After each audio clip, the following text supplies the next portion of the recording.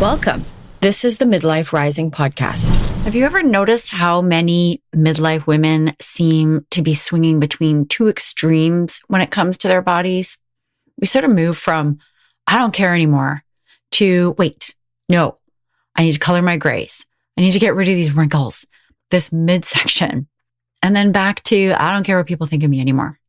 The body positivity movement says that all shapes and sizes are beautiful, but then as midlife women, we get this not so subtle message that from society that old is not good. Old is ugly. Old is wrinkly. And while the body positivity movement has done some really important things that we're going to talk about, we also think that there are some significant ways that the conversation has gone off track. Today, Jen and I are going to explore the difference between simply accepting our bodies and truly caring for them. And we would love to know what you think of this one because it's bound to ruffle some feathers out there. So tune in and let us know. You're a woman over 40 who spent your life being the one who holds it all together. But now your body's changing and your soul is done pretending everything is fine. Welcome to Midlife Rising. We're your hosts, Sherry and Jen, twin sisters and modern medicine women, here to help you rewire your stress response, balance your hormones, and reclaim your feminine power. Every episode is a rebellion against the rules you never agreed to and a return to yourself. Join us where midlife isn't a crisis, it's a catalyst. Welcome back to the Midlife Rising podcast. It's Sherry here, and Jen is finally back after a couple of weeks off of the podcast. So the last couple of episodes I've done solo. So I'm happy to have her back because she is going to keep me on track as we discuss something that's been on my mind for a while now. And that is the body positivity movement. So Jen, you and I have talked a bit about this, the body positivity movement, and there's a ton that is right with it, but there's also a few bones to pick with it that I have. Yeah. You've been talking about this for a long time, that you have a problem with the body positivity movement as much as, it's done some good things, but today we want to uncover some of the things that we don't like about it because it's actually hurting women in certain ways, especially as we go through midlife. So there's some paradoxes that we're going to uncover. Yeah. And I don't know about you, but as my body has changed through the last, I want to say like 5 years since I went through perimenopause and now in menopause, and I've had a lot of stuff coming up around my body and feeling a lot of stuff around the aging body. And gosh, don't even get me started on what's going on in Hollywood with aging women and the level of Botox and changes people are making to their faces and their bodies. And it makes me really sad. So, Jen, why don't we start with what the body positivity movement has right? Because I think that this is really, I don't know that anybody's really called this out. I'm sure they have, but let's call it out. Yeah. I mean, it's done a lot for acceptance of all types of bodies. So I think it's not even just shape of body. Like I think it started actually with Black and queer women fighting the discrimination and shame that they faced due to their weight. So it started out as a weight. Like I should be positive. We need to love all bodies, no matter how heavy or light or fat or thin they are. Yeah, I actually think it started with Dove. They started this whole thing with... no, it was way before that. Advertising. Was it? Yeah, it was in the 60s. I looked it up. I'm the researcher here, remember? Yes, that's great. Okay, and my memory of like Dove was probably, I don't know, was that the 90s or the early 2000s?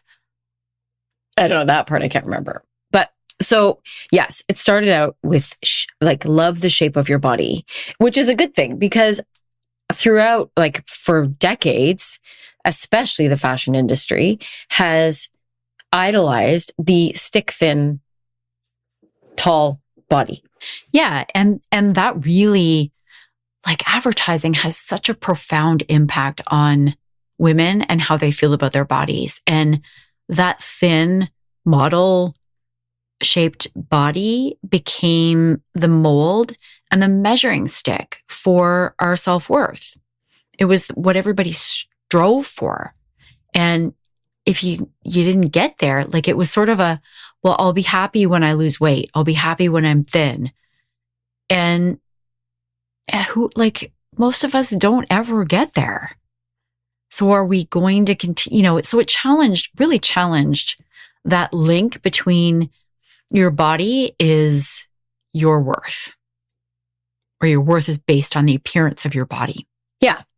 And now, of course, we see models of all shapes and sizes. Not just that, it's extended beyond that, right? We have a lot more diversity in terms of race, in terms of capability, everything. Like, actually, I was reading an article about Bridgerton. I shamelessly watch Bridgerton, and there is an actress in there that is missing her arm. And she talks about how grateful she is that a show like that would include her in the cast as a fairly prominent a role, and we wouldn't have seen that a while back. No, my husband and I actually have this conversation a lot because, as you know, he uses a wheelchair, and so I remember when Avatar first came out, and the first Avatar. Yes. I actually just rewatched about half of that. Yeah. And the main character uses a wheelchair. Mm-hmm. And we had this big, long conversation about before we got to the part where he goes into the Avatar world.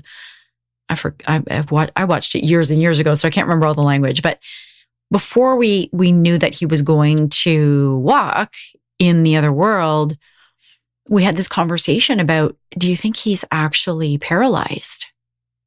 And the actor. Mm-hmm. Oh.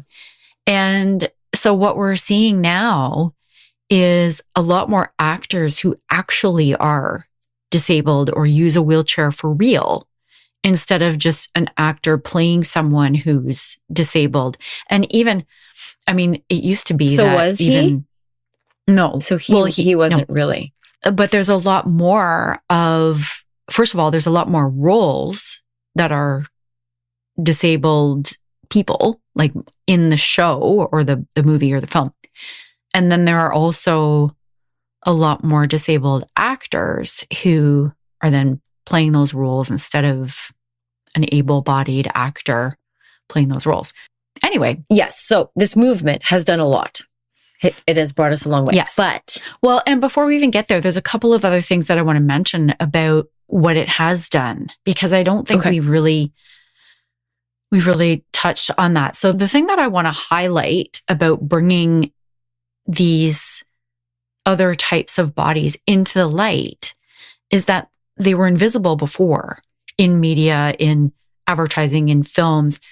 And invisibility almost always leads to shame. So there's been a lot, it's really uncovered. Whenever you call it out, whenever you bring something to the surface, you reduce the shame. Yes. So it doesn't just, we talked about how this movement has challenged appearance and the connection to self-worth, but it also has released some of the shame around the shape of your body. Yeah, absolutely. And then the third thing that I wanted to mention is just that it has separated health from appearance. Like, I don't think we're the only ones we can't be the only ones who have noticed that. And yet I don't hear I don't hear very many people talking about that. Actually, the Midlife Muse talks about this. But, because she let her hair go gray and she doesn't use Botox and doesn't use all of those things that this multi-billion dollar industry is trying to tell us that we need so badly. No. And there's lots of people who are saying like, let's age gracefully instead of, fighting it. But I don't see anybody that's actually made the link to this body positivity movement in this way. No, I haven't either. Yeah. So that's kind of my next point is it minimizes what's inside the book. Right. I should just let's take somebody who's overweight, Shara, then, and maybe they're actually overweight because they have a legitimate health concern. And it's just saying, nope, I'm happy with my body. But not actually taking the steps to heal a legitimate health concern that is causing that. Yes. Or their body is larger and causing legitimate health concerns. Oh, okay. Yeah. I didn't even think of it that something way. Like it's both. Mm-hmm. So, or it could be either one. It could be, diabetes, for example. There's a perfect one. Heart disease. Right. So now you're not actually loving your body, because loving your body isn't just loving the shape. It's actually caring for your body by eating healthfully so that you don't get heart disease or diabetes, or although sometimes you do get diabetes regardless of what you eat, but yeah, sure. So that you can minimize potential health issues. It's stewardship of your body. That's a good way to put it. I was at a cottage a couple of summers ago.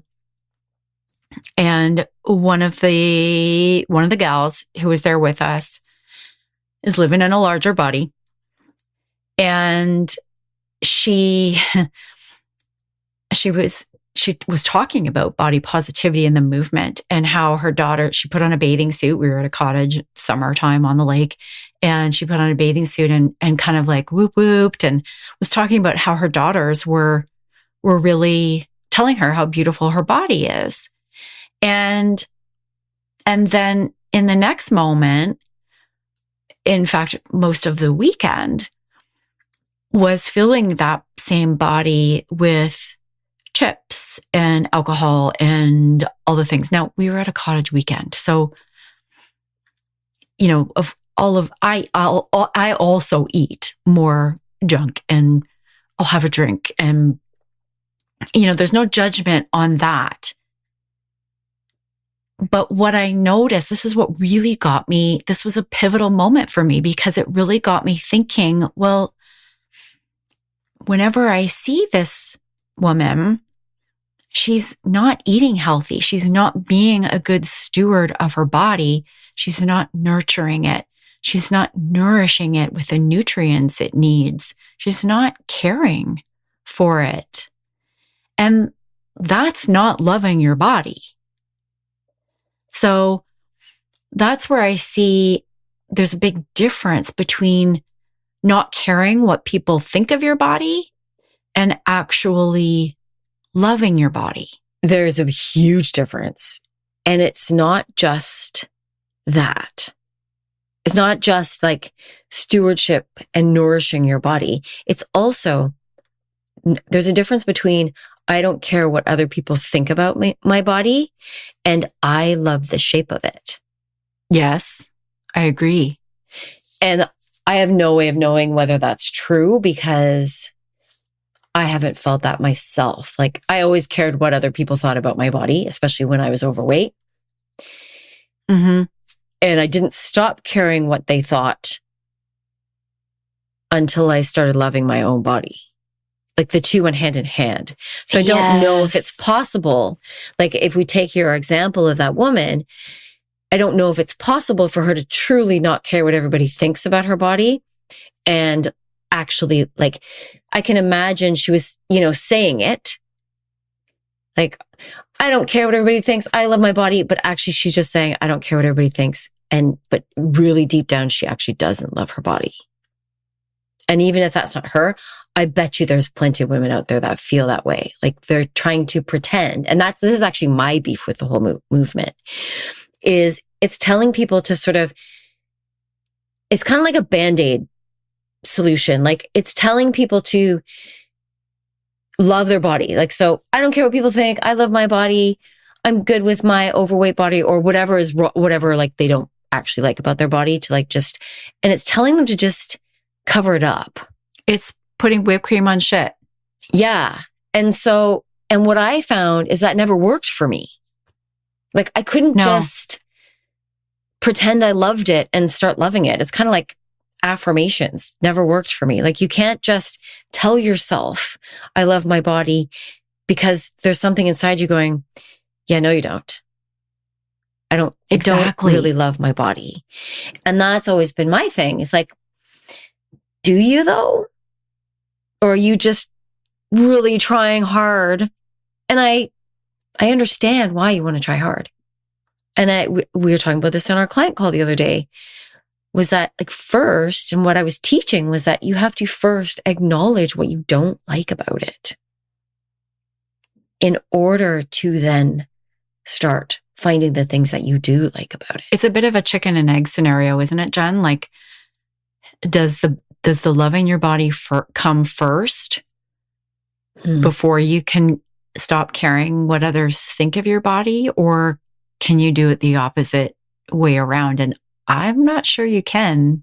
I'm in the same boat with you. I'm still struggling I'm a work in progress. I'm still working on loving my body, but gosh, I've come a long way. And when I began to love my body and started to develop a better relationship with it, and when I began to care for it in a deeply nourishing and nurturing way, that was when I started to stop caring what other people think. So I'm in the same camp as you on that. Mm-hmm. I'd be interested to see if there's research on that. Yeah, or even just to hear from our listeners on what they think about that. I'd love to hear. Yes. Yeah. We should say that actually, like, we want to hear from you, our listeners. We want to know what you think about the stuff we're talking about. Mm-hmm. So send us an email, send us a message on Instagram. Midlife Women Rising is our handle. So yeah, send us a message and tell us what you think about this. Can you stop caring what other people think of your body without really truly loving your body? Mm-hmm. Or does that have to come first? Yeah, it's a good question. I do know that you have to love your body before you'll lose the weight, for example. Yeah. Mm-hmm. Like when I and that's when the subconscious comes into play here. When I shifted some of my limiting beliefs and my subconscious beliefs about my body and about what that meant about me, and I released some of the shame at a very deep level, the weight started falling off. Yeah. And I didn't have to, I was eating healthy, like I wasn't shoving junk into my mouth, but I didn't need willpower anymore. I just started losing weight and I couldn't figure out why. I was very excited about it. Mm-hmm. And now I've been at a weight that I've been really happy with for years. There's definitely subconscious beliefs in there that come into play. You mentioned something else earlier that I wanted to touch on too, Jen. On our call yesterday, one of our clients was talking about being grateful. Oh, yes. And you're talking about the call I had. Yeah. And I was chatting with her before you did. So I have a good idea of what she was getting at. And for her body doesn't work that well. And so she has a lot of anger towards her body. And she also has a lot of anger towards the people who focus on their appearance because she feels like, well, you should just be grateful because you have a body that works. Stop complaining about your appearance. Your body works. Your body works well. Yeah. It's not played up enough, in my opinion, is what can your body do? What does your body do for you? What is, where have these legs carried me? Right. And I think that's what she was tapping into. And also how angry she is at her body. And I think that's really common for for most of us, especially in midlife. I know a lot of women who are really ticked at their bodies. It's not cooperating. They're gaining weight around the middle. Yeah. They're, waking up during the night. They're, they have uncomfortable symptoms. Yeah. Uncomfortable or painful or lots of frustration. My body's not cooperating. It starts to feel like a war, like you're not friends with your body. And so you might be okay with how your body appears. It might be whatever shape it is. And yet you can still harbor a lot of internal anger towards a body part that is not working well. And you might not even notice it. Like I had, I think it was frozen shoulder. Common menopause symptom? Yes, which I did not know when I first got it. And for a long time, I didn't even realize it. Like I was working on trying to fix it and get mobility back in my shoulder. But I hadn't really realized how much, I had separated myself from my shoulder. Do you know what I mean by that? I kind of do now that you mention it. It's like my shoulder's that thing that's not working properly. Yes. And it really happened when I was trying to get pregnant. And, my uterus became this statistic among the doctors I was working with. And, all my hormone levels, it was all about numbers and stats and how old I am and how quality my eggs are. And I really started to, I didn't even realize it until it took me a while to realize how separate I felt from that whole part of my body. Yeah, it's so interesting. Yeah. So it's almost like you need to bring it back into the fold. Yeah, that's one of the actions you can take. Yeah. And so a couple of things that or a couple of tips that I gave in the call was to acknowledge those feelings first. This client kept saying, I know I should be grateful that I can walk and I can, get through life and da, da, da. And I said, you're saying you should be grateful. And that's a judgment on yourself. So allow yourself to feel the anger. You deserve to be angry. You have a condition that's really frustrating, or you deserve to be angry.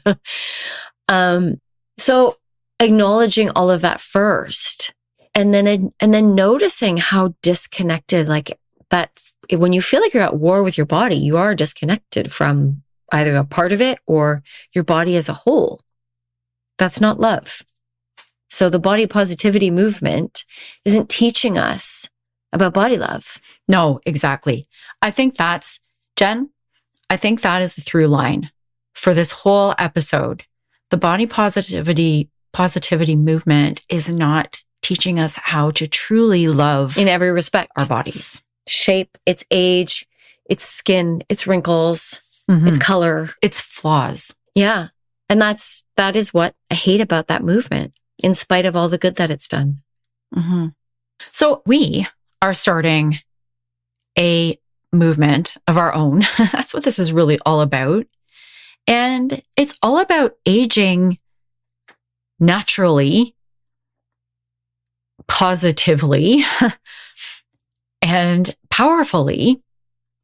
And it's about all of it, not just how we appear when we age, because our appearance changes, but it's about loving your body truly, authentically, unapologetically. Yeah. And as you said, we're both a work in progress. I am still considering coloring my hair again. I am not, because the grays are coming out. I know I'm fighting it, but so the invitation to our listeners is to come along with us as we go on this journey together. Absolutely. So the first thing you can do is go back and listen to all our podcast episodes and stay for next week. We drop podcast episodes on Thursday mornings. So check for us then, follow us, because that's how you'll know. If you follow or subscribe, that's how you'll know there's an episode there waiting for you. And what's our episode, Jen, for next week? Oh gosh, it's something that I have only recently learned about myself. So if you're a people pleaser, you're going to want to tune in next week on Thursday. It is all about a subconscious habit that is keeping you people pleasing. And I am willing to bet that most women do not realize that they're doing this. I certainly didn't until you started talking about it. So it was enlightening for me.